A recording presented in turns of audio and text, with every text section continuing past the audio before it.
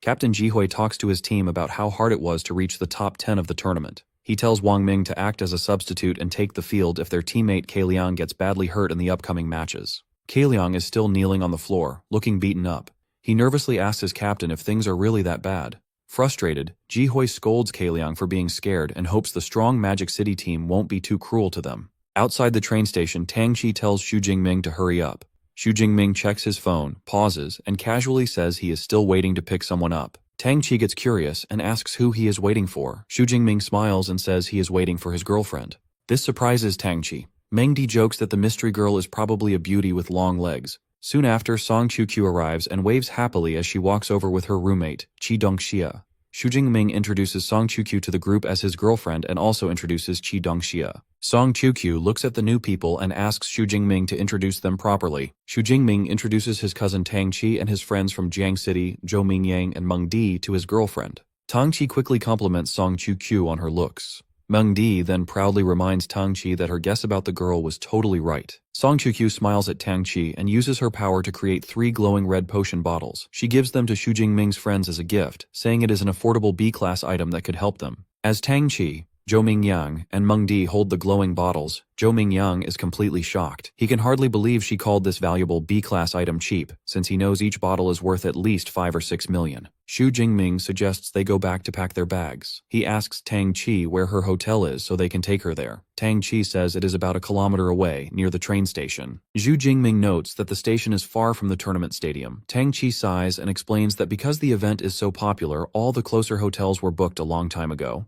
Thinking the distance is a problem, Song Qiuqiu jumps in and mentions she has a few villas near the stadium. She invites Tang Qi to stay with them to make things easier. Zhou Mingyang starts sweating as he listens. He knows Qingshu City is a rich area where villas cost hundreds of millions and are very hard to buy. He is amazed by how wealthy Song Qiuqiu's family must be. Tang Qi politely accepts the offer and says sorry for the trouble. Song Qiuqiu warmly tells her that Xu Jingming's cousin is like her own family, so it is no trouble at all. Song Qiuqiu takes out her phone and calls Uncle Hua, telling him to come pick them up. Soon after, a line of luxury cars stops by the road. Several men in black suits and sunglasses get out. The head bodyguard, Uncle Hua, respectfully calls Song Qiuqiu the eldest miss. Zhou Mingyang and Meng Di are totally amazed. Zhou Mingyang feels the men's energy and realizes even the driver is at least a high tier 3 user. Meng Di thinks that any of these bodyguards would be a huge deal back in their hometown. Acting like it is normal, Song Qiuqiu casually invites a shocked Tang Qi to get into the luxury car. A serious bodyguard holds the door open as Tang Qi nervously gets into the large back seat. Inside the car, Song Qiuqiu leans toward Xu Jingming, asking for praise on how she handled things. He tells her she did a good job, but gently adds that bringing her staff all the way from Sichuan province was not needed. Song Qiuqiu corrects him, saying these guards were already in Qingshu City and she just called them over for a bit. Surprised, Xu Jingming asks if her family's main base isn't at Devil's Cave number 7. Leaning against his arm, she explains that Devil's Cave number 7 is just their main area, but the strong Song family is active in all the other major caves too. Hearing this, Xu Jingming thinks about how scary the power and wealth of a great grandmaster family really is. The next day, the National University League begins at a huge modern stadium filled with helicopters and excited crowds. In the stands, Tang Qi looks around in wonder and notes that top groups from the country have sent elite Tier 7 grandmasters to lead their teams. Song Qiuqiu points out that the tournament is the best place to find new talent, so no major power would skip it. Fireworks go off in the sky above the large, open stadium to start the tournament. On stage, the host, Feng Lei, welcomes the loud crowd and begins introducing the 10 universities for the team matches. He starts by introducing the defending champions, Qingjing Ability University, followed by Jing University, as the strong teams walk out. Feng Lo then hypes up the entrance of the team that got second place last year. With a loud voice, the host announces Magic City Ability University. Led by their captain Xu Jingming, the team walks onto the field looking confident and focused. The introductions keep going smoothly as Feng Lei calls out the next team to enter. Many other strong university teams walk into the large arena and take their spots on the field under the bright lights. Finally, the host introduces this year's rising team, the Baishan team. Captain Jihui leads his serious squad out of the tunnel, including the recently beaten Ke Liang. When all teams are ready, Feng Lei explains the event rules. There are 3 parts: the team match, the individual match, and the survival match. He says the team and individual games will happen first before moving to the exciting prize announcements. The winning team will get custom S-class battle suits for every member. The solo winner gets a huge 30 cubic meter space ring. The survival winner will get a grade 6 protective charm found in an ancient ruin, known for its strong defense.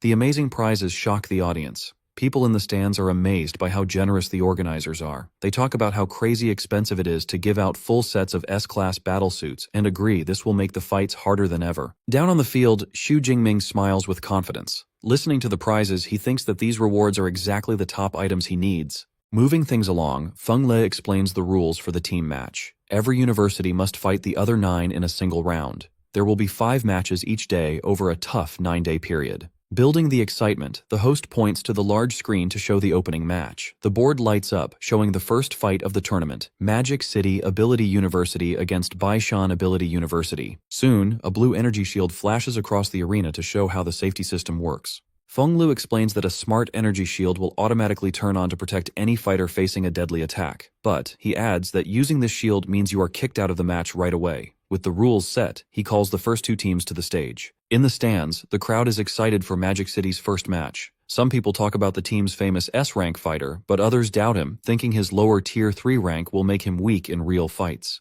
Stepping into the sunlight, Kong Shu says that fighting the Baishan team first is really good luck. Panic spreads on the Baishan side. A scared Ke Liang begs Captain Ji Hui to swap him out. Ji Hui says no, telling them they must stick to their plans and show a strong presence, even if they are going to lose. The rest of the Baishan team supports their captain. The boy with spiky hair and the girl with pink hair agree. They are determined to show their pride and face the enemy directly. Ji Hui draws his sword and tells his team to move out. A sweating Ke Liang slowly follows behind him. The 2 5-person teams take their spots on opposite sides of the large white arena floor, while the crowd watches from above. The crowd looks at the big difference between the teams. Magic City has 2 mid-tier 4s, 2 low-tier 4s, and 1 high-tier 3. People feel bad for Baishan's weak team, saying it is just 1 mid-tier 4 trying to carry 4 high-tier 3s. The countdown rings through the stadium and the match starts. The Baishan team is tense and ready, while the Magic City team looks totally relaxed. Yao Fang asks Xu Jingming what plan they should use against their enemies. Golden lightning starts flashing wildly around Xu Jingming's eyes. Saying they don't need a plan, Xu Jingming explodes with red and golden lightning. He charges forward all by himself. This surprises the crowd, and many think he is going to die by leaving his team behind. Seeing the solo charge as a huge mistake, Ji Hui takes the chance. He tells Ke Liang and Ma Long to charge with him. He orders Old Li and Old Wang to attack from the back and support them. The Baishan team rushes forward together, ready to crush the lone captain.